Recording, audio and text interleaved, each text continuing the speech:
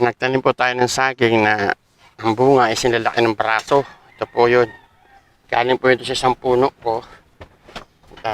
Kasi marami na siyang suyo, kaya pinag-iwalay ko. Nakakuha ko tayo ng dalawa. Meron pa dong isang suyo, maliit pa, di ko na kinuha. Iniwalay ko po ito. Gusto ko kasi maparami. Kasi ang bunga nito ay giant. Sinalaki po ng braso natin. At kaya gusto ko pong paramihin kasi bihira na po yung saging na to. Ito po ay galing pa sa Bicol. Papakita ko naman sa inyo iba kong saging. Yung ating pulang saging. Nakikita niyo po sa katawan ay pulang-pula.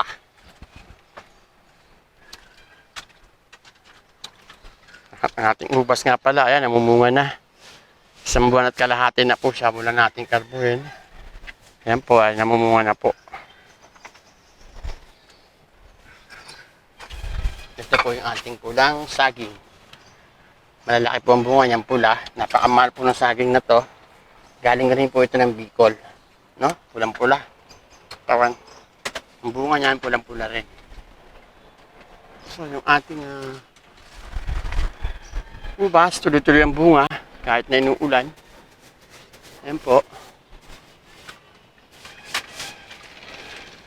Ayan po yung ating kinalbo. Isang buwan at kalahati ngayon.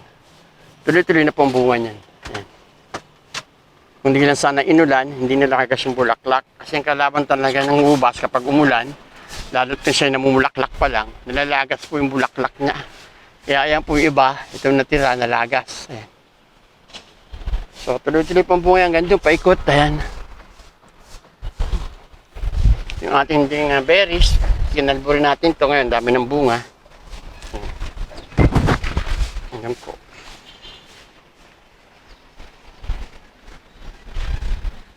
Daming bunga ng ubas. By December, dadaming pa po yan. By December, marami na tayong ubas. Ayan. So, ayan po. Habang nagdadahon po yan, tuloy-tuloy po ang bunga niyan. Yung mga sanga ating tinusok, kaya nabuhay.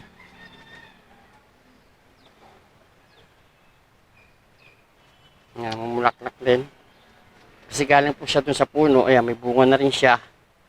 Pagkadahon niya, sabay na bunga. Ganon din po yung ating berries na pinutol yung sanga. Ayan, may bunga na rin at hinog na. Ito po, kumpul-kumpul, napakagandang tingnan. Buti lang, hindi nalagas ng umulan. Naka-recover na agad siya. Ayan, dami. Paikot po yan, ayun.